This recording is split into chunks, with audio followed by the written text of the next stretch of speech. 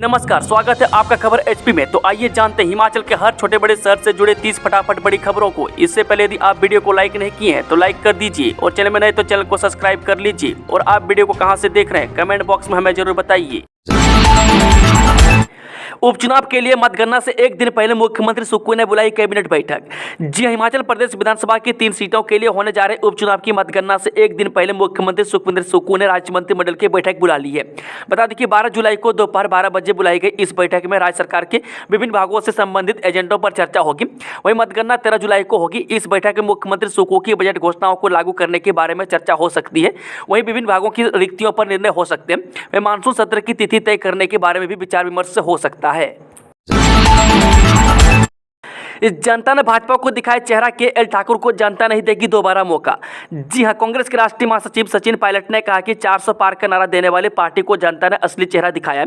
आने वाला समय कांग्रेस पार्टी का है। अब ध्रुवीकरण की राजनीति करने वालों को जनता ने पहचान लिया है। उन्होंने दावा किया है कि हिमाचल में विधानसभा की 3 सीटों पर होने वाले उपचुनाव में कांग्रेस प्रत्याशी जीत रहे हैं। वहीं नालागढ़ के पंचेहरा में चुनावी सभा को संबोधित करते हुए उन्होंने कहा कि इस बार लोकसभा में अहंकार, तनाशाही रवैया अपनाकर सरकार की ताकत का दुरुपयोग करने वाली भाजपा को जनता ने मुंह तोड़ जवाब दिया है। मैं हिंदू मुस्लिम को लेकर लोगों को भ्रमित करने वाली पार्टी को इस बार पूर्ण बहुमत नहीं मिला है। मैं खंडित लोकसभा बनी है। मैं जनता ने भाजपा को दिखा दिया है कि आने वाला समय कांग्रेस का है। डायवर्जन टनल धंसने के बाद अब आउटलेट के ऊपर हुआ गड्ढा, 3 पंचायतों के लोग दहशत में। जे सतलुज नदी पर निर्माणाधीन 210 मेगावाट के लुहरी प्रोजेक्ट की नदी डायवर्जन टनल के आउटलेट के ठीक ऊपर जमीन धंसने से एक बड़ा गड्ढा हो गया। वही घटना रविवार सुबह करीब 7 बजे की है। राहत की बात यह है कि जिस समय हादसा हुआ उस समय वहां कोई कामगार नहीं था। बता दें कि 20 से 25 दिन पहले डायवर्जन टनल के आउटलेट पर जमीन धंसने से भारी मलबा आ गया था और टनल बंद हो गई थी। अब टनल के ऊपर बड़ा खड्ड होने से जहां प्रबंधन की मुश्किलें बढ़ गई है, वहीं टनल के ऊपर बसे देहरा पंचायत के आनस, जानस और बई बिल गांव के लोग दहशत में हैं।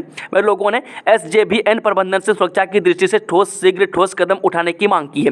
बता दें कि डायवर्जन टनल सतलुज नदी के बहाव को मोड़ने के लिए बनाई गई थी, ताकि प्रोजेक्ट के डैम का निर्माण किया जा सके। उधर देहरा पंचायत के उप प्रधान यशपाल कटोच ने कहा कि इस संबंध में परियोजना प्रमुख से बात हुई है और विशेषज्ञों से निरीक्षण करवाने की मांग की गई है। 1 साल बाद भी नहीं बदले हालात, फिर भूस्खलन का सता रहा डर। जी राजधानी के समर हिल क्षेत्र के शिव बावड़ी में आपदा के 1 साल बाद भी हालात बदले नहीं है। बीते साल 14 अगस्त को हुए भूस्खलन में यहां 20 लोगों की जान चली गई थी। रिहायशी इलाका न होने के कारण आपदा के बाद प्रशासन ने इस इलाके की सुध नहीं ली। हालत यह है कि शिव बावड़ी के नाले में अभी तक मलबा पड़ा है। वह पैदल रास्ता भी बंद है। कई पेड़ झुके हैं जो कभी भी ढह सकते हैं। मलबे में तब्दील हो चुके पूरे इलाके में पौधारोपण तक नहीं किया गया। वहीं रेलवे ट्रैक की मरम्मत के दौरान भी जो मलबा निकला उसे भी इसी नाले में डंप कर दिया गया। इससे यहाँ प्राकृतिक जल स्रोत भी दब गया। इसका पानी स्थानीय लोग पीने के लिए भरते थे।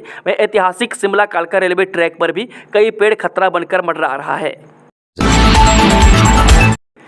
देहरा का चेहरा है धरती पुत्र होशियार सिंह, तीसरी बार भी मिलेगा आशीर्वाद। जी नेता प्रतिपक्ष जयराम ठाकुर ने सोमवार को देहरा में कहा कि धरती पुत्र होशियार सिंह देहरा का चेहरा है और तीसरी बार भी जनता का आशीर्वाद उन्हें मिलेगा। मित्रों और परिवार को फायदा देने वाले मुख्यमंत्री को प्रदेश की जनता ने नकार दिया है। जयराम ने भ्रष्टाचार और माफिया को संरक्षण के आरोप लगाकर मुख्यमंत्री को जमकर घेरा। मुख्यमंत्री सुखविंदर सुक्खू बोले, कमलेश को जिताओ, विधायक के साथ सीएम पाओ। जी मुख्यमंत्री सुखविंदर सुक्खू ने कहा कि देहरा का चुनाव देहरा के सम्मान की लड़ाई है और पूर्व विधायक होशियार सिंह को जनता सबक सिखाएगी। उन्होंने कहा कि कांग्रेस प्रत्याशी कमलेश ठाकुर को जिताएं और विधायक के साथ मुख्यमंत्री भी पाएं। उन्होंने कहा कि स्वतंत्रता दिवस का अगला राज्य स्तरीय कार्यक्रम देहरा में मनाया जाएगा और इस कार्यक्रम से पहले पौंग बांध विस्थापितों की समस्याओं का समाधान सुनिश्चित किया जाएगा। वहीं मुख्यमंत्री सुखविंदर सुक्खू ने कहा कि पूर्व विधायक ने 6.5 साल में देहरा की किसी समस्या के लिए धरना नहीं दिया, लेकिन अपना इस्तीफा स्वीकार कराने के लिए वहां विधानसभा के बाहर धरने पर बैठ गए और कोर्ट भी गए, क्योंकि उन्होंने भाजपा के साथ मिलकर एक चुनी हुई सरकार को गिराने की साजिश रची, जो असफल रही। उन्होंने कहा कि इस बार होशियार सिंह की होशियारी नहीं चलेगी और वह देहरा की जनता को झूठ बोलकर गुमराह नहीं कर पाएंगे।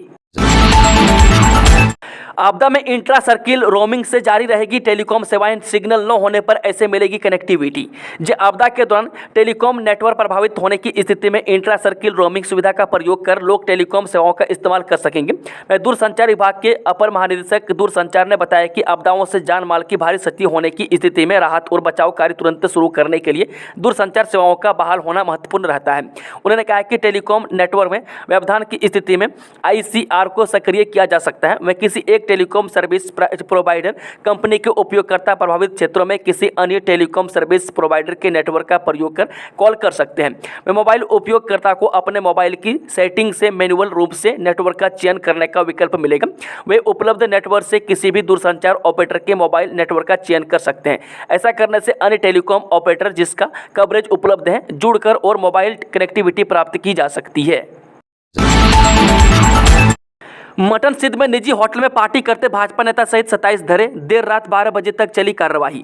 जी हां, सदर थाना हमीरपुर के तहत मटन सिद्ध में एक निजी होटल में पूर्व मंत्री के बेटे युवा भाजपा नेता सहित 27 लोगों को पार्टी करते हुए पकड़ा है। यह लोग यहां पर पार्टी कर रहे थे, जबकि इस होटल के पास बार का लाइसेंस नहीं है। वह पुलिस ने देर रात 12 बजे तक इस कार्रवाई को अंजाम दिया है। वह पुलिस के मौके पर पहुंचते ही भाजपा नेता भीड़ का फायदा उठाकर मौके से फरार हो गए। हालांकि पुलिस की कार्रवाई में नेता का नाम दर्ज किया गया। इस नेता ने मंडी जिले से भाजपा के टिकट पर साल 2022 में चुनाव लड़ा है। वह पुलिस की टीम 9 बजे के करीब गुप्त सूचना मिलने के बाद मौके पर पहुंची। वह पुलिस टीम के होटल में पहुंचते ही पार्टी कर रहे लोग भी हरकत में आ गए और अचानक होटल की तमाम लाइट बंद कर दी गई। वह पुलिस ने 12 बजे तक इस कार्रवाई को अंजाम दिया। बीए अंतिम वर्ष का परीक्षा परिणाम जारी, 92.82% विद्यार्थी हुए पास। जी, हिमाचल प्रदेश विश्वविद्यालय की अप्रैल माह में आयोजित की गई बीए तृतीय वर्ष की परीक्षा का परिणाम सोमवार को घोषित कर दिया है। इस परीक्षा में 92.82% विद्यार्थी उत्तीर्ण हुए हैं। बता दें कि बीए तृतीय वर्ष की विश्वविद्यालय की ओर से जारी की गई टॉप 10 मेरिट सूची में डिग्री कॉलेज धनेटा हमीरपुर की छात्रा अंजलि देवी ने 9.05 CGPA लेकर टॉप किया है। जिला बिलासपुर के घुमारवी स्वामी विवेकानंद डिग्री कॉलेज के रक्षित ने 8.99 CGPA के साथ दूसरा, सराज लंबाथाज जिला मंडी डिग्री कॉलेज की छात्रा कविता ने 8.96 CGPA लेकर मेरिट में तीसरा स्थान पाया है। कई जिलों में झमाझम बरसे बादल, 51 जल आपूर्ति योजनाएं प्रभावित, जाने मौसम पूर्वानुमान। जी, हिमाचल प्रदेश के कई भागों में मानसून की बारिश का दौर जारी है। राजधानी शिमला में भी सोमवार सुबह झमाझम बारिश हुई। राज्य में सोमवार शाम 6 बजे तक 32 सड़कों पर आवाजाही ठप रही। इसके अलावा 39 बिजली ट्रांसफार्मर व 46 जल आपूर्ति योजनाएं भी प्रभावित चल रही है। मौसम विज्ञान केंद्र शिमला की ओर से राज्य के कई भागों में 14 जुलाई तक बारिश का दौर जारी रहने का पूर्वानुमान है। वहीं 11 व 12 जुलाई के लिए कई भागों में भारी बारिश का येलो अलर्ट जारी किया गया है। राजीव बिंदल बोले, सत्ता का दुरुपयोग लंबे समय तक नहीं चलेगा, कसी जाएगी नकेल। जे भाजपा प्रदेश अध्यक्ष डॉक्टर राजीव बिंदल ने घर घर संपर्क अभियान कर देहरा में कहा कि सत्ता का दुरुपयोग लंबे समय तक नहीं चलेगा। हिमाचल विधानसभा में भाजपा की संख्या बल बढ़ेगा और कांग्रेस की नाक में नकेल डालकर कांग्रेस को कसा जाएगा। वह दावा किया है कि भाजपा इन तीनों उपचुनाव में जीत हासिल करेगी क्योंकि जनता को हिमाचल में तानाशाही सरकार पसंद नहीं है। वह भाजपा ने हमेशा हिमाचल की प्रगति एवं विकास के लिए काम किया है। हिमाचल में करोड़ों के काम किए, पर कांग्रेस सरकार ने तो प्रदेश में चल रहे कामों को भी बंद कर दिया है। एचपीयू के क्षेत्रीय अध्ययन केंद्र में प्रवेश के लिए 22 तक जमा करवाएं आवेदन। जी, हिमाचल प्रदेश विश्वविद्यालय क्षेत्रीय अध्ययन केंद्र खनियारा में शिक्षा सत्र 2024-25 में विभिन्न संकायों में प्रवेश परीक्षा उत्तीर्ण करने वाले विद्यार्थियों को 22 जुलाई तक अपना आवेदन निर्धारित प्रवेश पत्र पर जमा करवाना सुनिश्चित करना होगा। क्षेत्रीय केंद्र के निदेशक प्रोफेसर DP वर्मा ने बताया कि हिमाचल विश्वविद्यालय की ओर से MA संस्कृत, हिंदी, अंग्रेजी, राजनीतिक शास्त्र, इतिहास, अर्थशास्त्र, लोक प्रशासन, MCOM, MSc गणित, MBA, MCA और LLB में प्रवेश परीक्षा ली थी और उसी के आधार पर उत्तीर्ण विद्यार्थियों को प्रवेश दिया जाएगा। इसके अतिरिक्त MSc जियोलॉजी, PhD CA में भी प्रवेश मेरिट के आधार पर दिया जाएगा।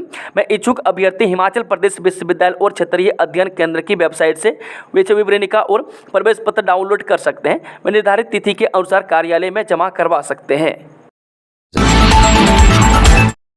दरकोटी में पानी की समस्या से परेशान ग्रामीणों ने नेशनल हाईवे पर 1 घंटा किया चक्का जाम। जी, हमीरपुर से मंडी वाया टोनी देवी आभा देवी सड़क के निर्माण में जुटी कंपनी की कार्यप्रणाली और जल शक्ति विभाग की अनदेखी के खिलाफ आखिरकार लोग परेशान होकर सड़कों पर उतरने को मजबूर हो गए। सोमवार को सैकड़ों लोगों ने टोनी देवी के नजदीक दरकोटी में प्रदर्शन किया। इस दौरान लोगों ने निर्माण कंपनी और जल शक्ति विभाग के खिलाफ जमकर नारेबाजी की। लोगों ने मामले में प्रदेश सरकार से हस्तक्षेप की मांग उठाई। लोगों ने सोमवार सुबह करीब 9 बजे से लेकर 10 बजे तक 1 घंटा राष्ट्रीय राजमार्ग पर चक्का जाम किया। इस दौरान दोनों तरफ वाहनों की लंबी कतारें लग गई। सेब सीजन के रफ्तार पकड़ने से माल भाड़ा बढ़ने से परेशानी में बागवान। सेब सीजन के रफ्तार पकड़ने से पहले ही सेब के माल भाड़े की दरें प्रति क्विंटल प्रति किलोमीटर तय करने से बागवानों को झटका लगा है। पिकअप से सेब की ढुलाई का माल भाड़ा बीते साल के मुकाबले करीब 20% तक बढ़ा दिया है। प्रदेश सरकार ने इस सीजन में पहली बार सेब की ढुलाई की दरें प्रति क्विंटल प्रति किलोमीटर के आधार पर तय की है। हिमाचल में सेब ढुलाई की दरें अब तक पेटी के आधार पर तय होती थी। वह उपमंडल से प्रदेश और बाहर राज्यों की बड़ी मंडियों तक प्रति पेटी के आधार पर प्रशासन ढुलाई की दरें अधिसूचित करता था। इस साल सरकार ने उपायुक्तों को ढुलाई की दरें प्रति क्विंटल प्रति किलोमीटर के आधार पर तय करने के निर्देश दिए हैं। बागवानों का कहना है कि पिकअप के किरायों में अनुचित बढ़ोतरी की गई है। वह सेब उत्पादक क्षेत्रों से सड़कें संकरी होने के कारण 80% सेब पिकअप गाड़ी से ही लोकल मंडियों तक पहुंचाया जाता है।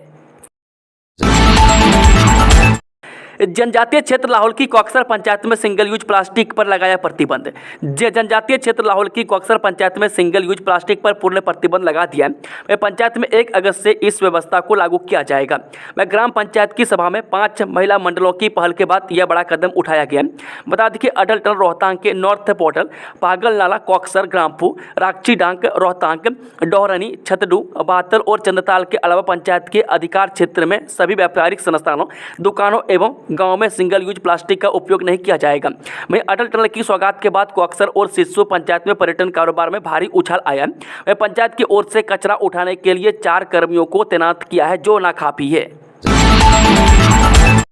स्कूलों में नशे के खिलाफ बनेंगे एंटी ड्रग स्क्वाड, व्यवहार में बदलाव आने पर रखी जाएगी नजर। जी हां, हिमाचल के स्कूलों में नशे के खिलाफ एंटी ड्रग स्क्वाड बनेंगे। वे बच्चों को नशों से बचाने की दिशा में महत्वपूर्ण कदम उठाते हुए हिमाचल प्रदेश उच्च शिक्षा निदेशालय ने राज्य के सभी सरकारी और निजी स्कूलों में नशा विरोधी दस्तों के गठन की घोषणा की है। यह पहल हिमाचल प्रदेश एकीकृत नशा निवारण नीति को लागू करने के प्रयास के हिस्से के रूप में की गई है। बता दें कि उच्च शिक्षा निदेशक डॉक्टर अमरजीत कुमार शर्मा ने सभी उप निदेशकों को स्कूलों में एंटी ड्रग स्क्वाड का गठन सुनिश्चित करने के निर्देश दिए हैं। वे नशा विरोधी दस्ते का नेतृत्व स्कूल के प्रिंसिपल करेंगे। इसमें 2 से 3 स्टाफ सदस्य और 2 से 3 छात्र प्रतिनिधि शामिल होंगे। वे छात्र प्रतिनिधियों को स्कूल प्रबंधन समिति यानी कि SMC, अभिभावक शिक्षक संघ यानी कि PTA या पंचायतों यानी कि ग्राम परिषदों जैसे निकायों से चुना जा सकता है। वे स्कूलों को ऐसी प्रणाली स्थापित करने के निर्देश दिए गए हैं वे जहां छात्र कर्मचारी गुमनाम रूप से किसी भी ड्रग से संबंधित रिपोर्ट कर सकते हैं। वे मासिक आधार पर जानकारी की एंटी ड्रग स्क्वाड समीक्षा करेंगे। वे जरूरी हुआ तो स्क्वाड आगे की जांच और कार्रवाई के लिए पुलिस को जानकारी देंगे। वे छात्रों को नशे से होने वाले नुकसान के बारे में शिक्षित करने के लिए वाद विवाद और निबंध लेखन प्रतियोगिता करवाई जाएगी। हिमाचल हाईकोर्ट के राज्य सरकार को दिए सख्त आदेश, कहा देना ही होगा पेंडिंग एरियर। जी हां, हिमाचल प्रदेश की खराब वित्तीय स्थिति किसी से छिपी नहीं है। राज्य सरकार की वित्तीय स्थिति लगातार खराब होती नजर आ रही है। इस बीच हिमाचल प्रदेश उच्च न्यायालय ने भी सरकार को एक बड़ा झटका दिया है। में एक मामले की सुनवाई करते हुए हिमाचल प्रदेश उच्च न्यायालय ने पेंडिंग एरियर का भुगतान करने की बात कही है। मैं दरअसल शिमला स्थित राज्य सचिवालय में सेवानिवृत्ति सेक्शन ऑफिसर सुरेंद्र राणा ने हिमाचल प्रदेश उच्च न्यायालय में याचिका दायर की थी। इस याचिका में लंबित एरियर दिए जाने की मांग उठाई गई है। मैं सुनवाई के दौरान राज्य सरकार ने कोर्ट को कहा है कि सरकार के आर्थिक हालात ठीक नहीं है। ऐसे में उच्च न्यायालय ने कहा है कि वित्तीय स्थिति का संकट का तर्क मान्य नहीं है। मैं अदालत ने राज्य सरकार को एरियर जारी करने के लिए 3 हफ्ते का वक्त भी दिया है। मामले की अगली सुनवाई 6 अगस्त को होनी है। जोशीमठ की तरह हिमाचल के लाहौल स्पीति की जमीन में पड़ी दरारें, खतरे के साये में जी रहे लोग। उत्तराखंड के जोशीमठ की तरह ही हिमाचल प्रदेश के लाहौल जिले के लिंडूर गांव में जमीन में दरारें आने लगी हैं। वह पिछले साल की तुलना में इस बार स्थिति ज़्यादा बदतर नजर आ रही है। वह जमीन में पड़ी दरारों की वजह से कृषि गतिविधियों बाधित हो गई है। वह ग्रामीण अधिकारियों से तत्काल सहायता की अपील कर रहे हैं। बता दें कि पिछले साल भी लिंडूर गाँव में 16 में से 9 घरों में जमीन धंसने से दरारें आ गई थी। इस बार भी लोग खतरे के साये में जीने को मजबूर हैं। वह पिछले लगभग 4 सालों से लाहौल स्पीति जिले में भारी बारिश और प्राकृतिक आपदाओं की घटनाएं ज्यादातर देखने को मिली है। वह ग्रामीण भूदशाओं को जलवायु परिवर्तन से भी जोड़कर देखा जा रहा है। शिमला में एक बार फिर खतरे की जद में आए कई मकान। बीते साल मानसून में हुआ था बड़ा हादसा। जी हां, हिमाचल प्रदेश की राजधानी शिमला के कृष्णा नगर इलाके में एक बार फिर कई मकान खतरे की जद में आ गए हैं। बीते साल 15 अगस्त के दिन यहां स्लॉटर हाउस की इमारत भरभरा कर गिर गई थी। इसकी वजह से ही अन्य इमारतों को भी खतरा हो गया था। बता दें कि हालांकि इन मकानों में लोग तो नहीं रह रहे, लेकिन यह मकान खतरे की जद में है। शिमला में बीते कई दिनों से लगातार बारिश का क्रम जारी है। आने वाले दिनों में भी बारिश इसी तरह होने रहने का ही पूर्वानुमान है। ऐसे में इमारत खतरे में आ चुकी है। मकान बचाने के लिए यहाँ तिरपाल डाला गया है ताकि मिट्टी खिसकने से इमारत को नुकसान न हो। लगातार हो रही बारिश की वजह से यहाँ भूस्खलन का खतरा बढ़ गया है। लाहौल स्पीति की जमीन में क्यों आ रही दरारें, आखिर क्या है इसकी वजह? हिमाचल प्रदेश के जनजातीय जिला लाहौल स्पीति में बीते साल पैदा हुआ खतरा अभी भी बरकरार है। इससे लोगों में भी डर का माहौल है। मैं इसका एक वीडियो सोशल मीडिया पर भी वायरल हो रहा है। वायरल वीडियो में नजर आ रहा है कि गांव लिंडूर में जमीन पर दरारें पड़ी हुई है। इससे न केवल लाहौल स्पीति के लोगों की बल्कि पूरे प्रदेश के लोगों की चिंताएं बढ़ी है। मैं दरअसल यह दरारें लंबे वक्त से जमीन पर देखी जा रही है। इलाके के लोगों के मुताबिक इसके पीछे दो मुख्य कारण है। वह एक ग्लेशियर का मेल्ट होना और नाले में फ्लड आना।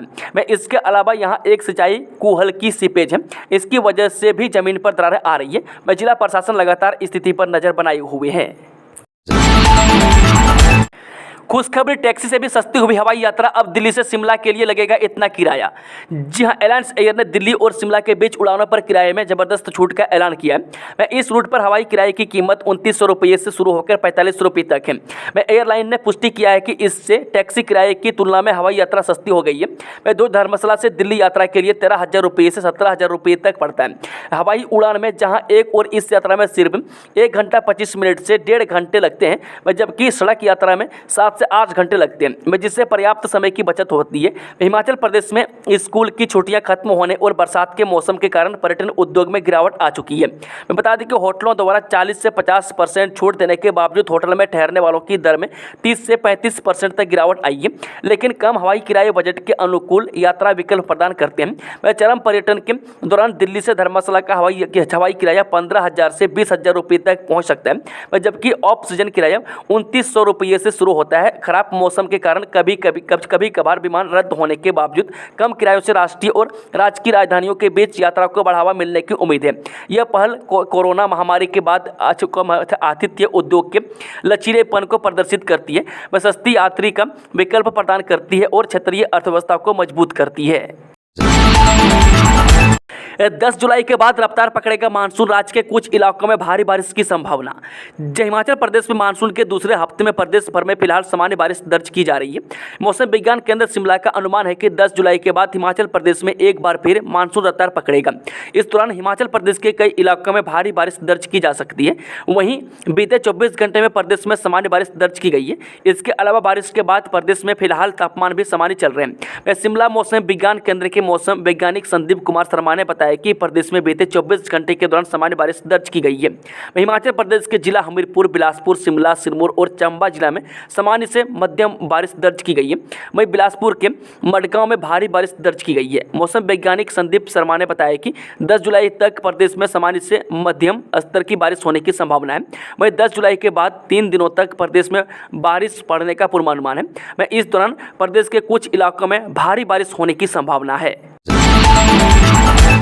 प्रीपेड स्मार्ट बिजली मीटर उपभोक्ताओं को जोर का झटका, धीरे से पहले करना होगा भुगतान, फिर खाते में आएगी सब्सिडी।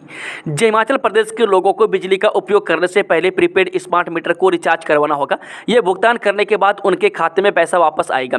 हिमाचल प्रदेश में 125 यूनिट तक बिजली निःशुल्क मिलती है। में 125 यूनिट से कम बिजली की खपत करने वाले 12 लाख उपभोक्ताओं को भी पैसा देना होगा। प्रदेश में वर्तमान में 12 लाख उपभोक्ता 125 यूनिट से कम बिजली उपयोग करते हैं। इन्हें भी पहले रिचार्ज करवाना पड़ेगा, उसके बाद ही सब्सिडी उनके खाते में आएगी। 1500 के लिए गलत जानकारी दी तो होगी कार्रवाई, फिर जान लें आप पात्र हैं या नहीं। हिमाचल प्रदेश सरकार द्वारा शुरू की गई इंदिरा गांधी प्यारी बहना सुख सम्मान निधि योजना का लाभ महिलाओं को मिल रहा है। वहीं इस योजना के लिए अभी भी फॉर्म भरने के लिए रोजाना महिलाओं की लाइनें लगी रही है। इनमें से कुछ महिलाएं 1500 के लिए गलत जानकारी भी अपने फॉर्म में दे रही है, जिस पर एक्शन लेने की तैयारी की जा रही है। अगर कोई महिला अपने फॉर्म में गलत जानकारी देते हुए पाई जाती है तो उसके खिलाफ कार्रवाई अमल में लाई जाएगी। आधी रात होटल में चल रहा था जश्न, पुलिस के पहुंचते ही भागे बीजेपी नेता।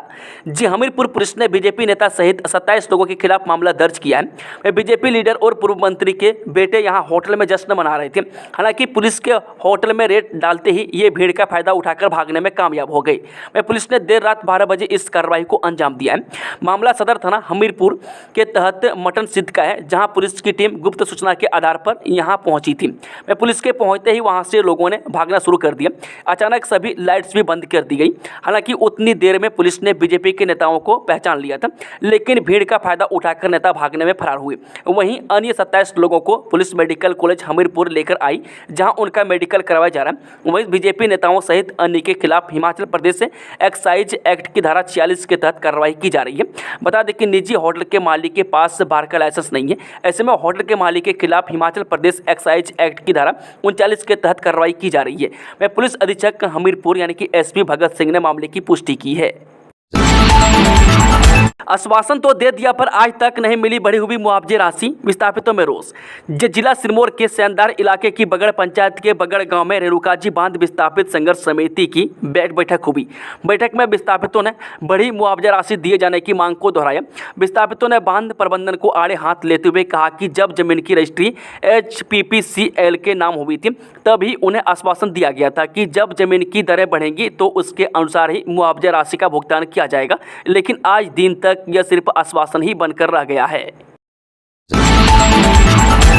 पुराने काटन में नाशपाती न खरीदने पर बागवानों का पराला मंडी में प्रदर्शन, जमकर की नारेबाजी। जेठियों की पराला फल मंडी में सोमवार को पुराने काटन में नाशपाती की पेटियां न खरीदने पर बागवानों ने प्रदर्शन शुरू कर दिया। इस दौरान मंडी में फसल लेकर पहुंचे सभी बागवानों ने सरकार के खिलाफ जमकर नारेबाजी की। वह बागवानी मंत्री जगत सिंह नेगी के हस्तक्षेप के बाद बागवानों का माल बिका। वह सोमवार को मंडी में कोटखाई, बलसन और चौपाल क्षेत्र से पुराने काटन में नाशपाती की करीब 100 पेटियां बिकने के लिए आई थी। वह इसे आड़तियों ने खरीदने से मना कर दिया। ऐसे में फसल लेकर आए बागवान भड़क गए और उन्होंने नारेबाजी शुरू कर दी। वह बागवानों का कहना है कि यूनिवर्सल काटन कहीं भी नहीं मिल रहा है और फसल तुड़ान शुरू हो गया है।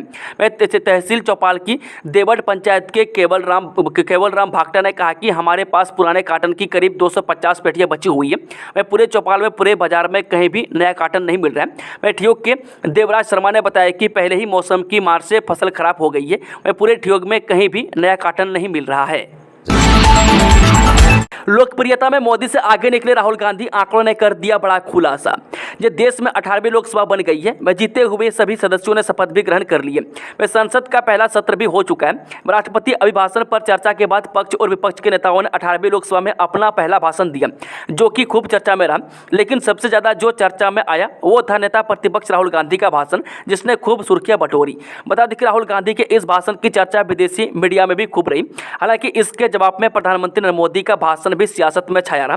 अब चर्चा यह है कि किस नेता के भाषण को सबसे ज्यादा सुना गया, वह सबसे ज्यादा व्यूज मिले।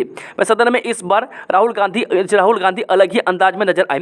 ऐसा इसलिए भी था क्योंकि इस बार कांग्रेस की परफॉर्मेंस पहले से कहीं बेहतर थी। वह कांग्रेस ने इस 99 लोकसभा सीटें हासिल की है।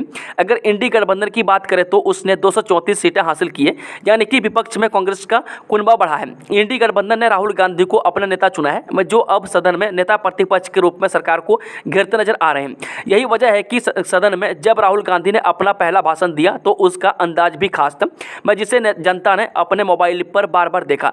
अगर भाषण के बाद एक हफ्ते के आंकड़ों पर गौर करें तो राहुल गांधी के भाषण को विभिन्न चैनल्स पर 3 मिलियन से भी ज्यादा व्यूज मिले हैं, जबकि इसके जवाब में प्रधानमंत्री मोदी के भाषण को 2.7 मिलियन व्यूज मिले हैं। ऐसे में कहा जा सकता है कि राहुल गांधी के भाषण को प्रधानमंत्री से ज्यादा देखा गया है।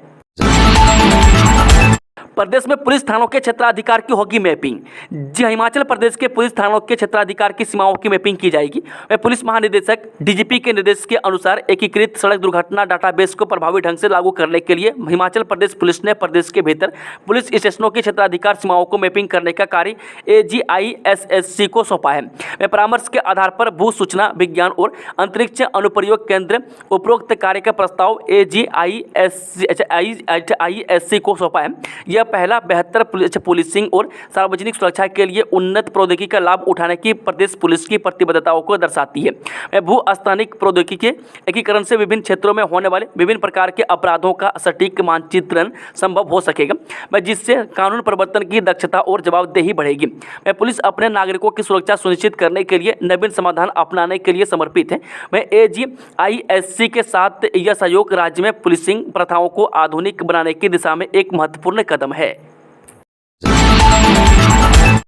सोलन में कार पार्किंग करते समय हुआ हादसा, गाड़ी सहित महिला 30 फीट नीचे ग्राउंड में गिरी। जी आप सब ने सुना होगा कि सावधानी हटी तो दुर्घटना घटी। मैं कुछ ऐसे ही तस्वीर हिमाचल के सोलन से आई है, मैं जहां एक महिला कार को पार्किंग करते वक्त अपना नियंत्रण खो बैठी और कार सीधे 30 फीट नीचे ग्राउंड पर जा गिरी। मैं दुर्घटना में कार सवार महिला को चोटें आई है। वहीं यह घटना मौके पर लगे सीसीटीवी कैमरे में कैद हो गई, जो अब सोशल मीडिया पर वायरल हो रही है। बता दें कि सोलन शहर के पावर हाउस रोड पर कार एक्सीडेंट की घटना सामने आई है। इस हादसे में कार सवार एक महिला को चोट आई है। जानकारी के अनुसार सुबह सोलन स्थित पावर हाउस रोड पर महिला अपने दुकान जाने के लिए कार से पहुंची और कार को पार्किंग करने लगी। इस दौरान महिला कार पर अपना कंट्रोल खो बैठी और कार पार्किंग वाली जगह के किनारे 30 फीट नीचे ग्राउंड में जा गिरी। दोस्तों, खबरों का सिलसिला समाप्त होता है। अगर जानकारी पसंद आई हो तो वीडियो को लाइक, शेयर, चैनल को सब्सक्राइब जरूर कर लें और कमेंट बॉक्स में कमेंट करके बताएं कि आप न्यूज़ को हिमाचल के किस कोने में बैठकर देख रहे हैं। Thank you, all the best, जय हिंद, जय हिमाचल।